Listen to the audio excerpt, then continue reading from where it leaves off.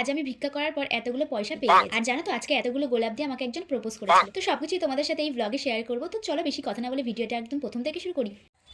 So hello everyone, Suparna আমার একটা নতুন দিনের নতুন ব্লগে তোমাদের সবাইকে ওয়েলকাম। তো আমরা এখন যাচ্ছি ঠাকুরনগর চার্চে, কারণ আজকে 25শে ডিসেম্বর। আর সবাইকে মেরি ক্রিসমাস। তো চলো যাওয়া যাক। তোমরা আমার হাতে যেই টাকাগুলো দেখছো আমি রাস্তায় পেয়েছি, তার কারণ কিছুক্ষণ আগে এখান থেকে কোনো মরাকে নিয়ে গেছিলো, হয়তো না, হ্যাঁ নিয়ে গেছিলো। এই টাকা আমি কিন্তু অনেকগুলো টাকা পেয়েছিলাম না, কিন্তু আমি ওগুলো কুড়াইনি। এই কটা একদম পরপর ছিল বলে কুড়িয়ে নিয়েছি। কিন্তু এই বলছে উপর দিয়ে ফেলে দে, জলের নদীতে ফেলে। হ্যাঁ ঠিক আছে, ওই যমুনা নদীতে গিয়ে ফেলে দেবো, ঠিক আছে। আমার ফোনটা কেন দিস?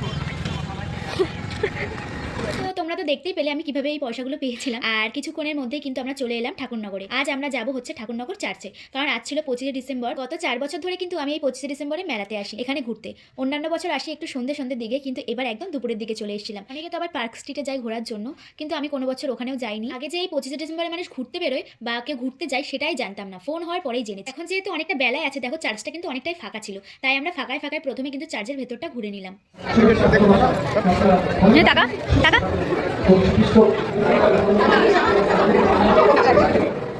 এগুলো আমি এমনি ভয়েস দিয়ে দেবো, ঠিক আছে। ওয়াও, এই আমি ফার্স্ট টাইম ঢুকছি ভেতরে।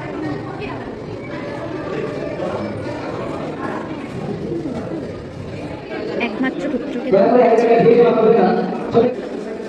খুব সুন্দর, খুব সুন্দর হয়েছে। আমি তুমি একটা তুলে এখানে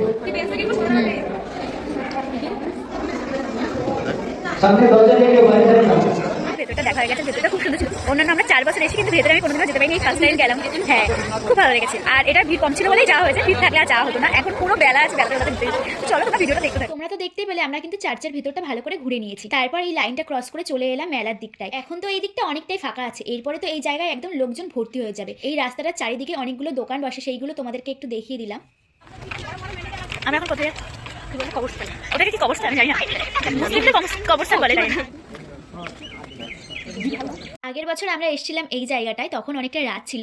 আর এবছর তো তোমাদেরকে বললাম যে অনেকটা বেলায় এসেছি, তাই বেলায় কিন্তু চারিদিকটা ঘোরা হয়ে গেছে। এবার চলো এখান থেকে বেরিয়ে তাড়াতাড়ি মেলার দিকে যাওয়া যাক, কারণ একটু পরেই আবার ভিড় হয়ে যাবে। আমরা তো মেলার দিকে যাচ্ছিলাম আর চারিদিকে বাড়িঘরগুলো দেখছিলাম, এখানে কিন্তু অনেক সুন্দর করে সাজিয়েছিল। এই লাইটিংগুলো এখনো জ্বলছে না, কারণ এখনো সন্ধে হয়নি গাইস।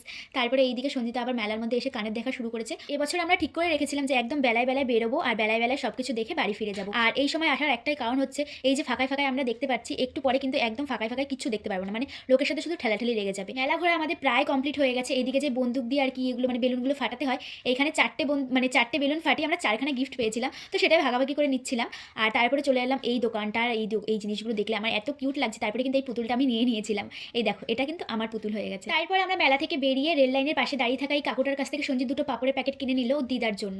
ইতিমধ্যেই কিন্তু চার্চের দিকটা অনেকটা পরিমাণ ভিড় হয়ে গেছিলো, সব লোক কিন্তু আসা শুরু করে দিয়েছিল। আর এখনও কিন্তু আমরা বেরিয়ে যাচ্ছি, কারণ আমরা বাড়িতে চলে যাব। যেহেতু মেলা থেকে আমরা কিছুই খাইনি, তাই ঠাকুরনগর বাজারে এসে এই কাকিমার থেকে ফুচকা খেয়ে নিলাম। আর আগের বছর আমরা খেয়েছিলাম, তখন বেশ ভালো লেগেছিল বলে আবার এই বছর খেতে এসেছি। তারপর আমরা খেয়ে নিলাম একটু চা।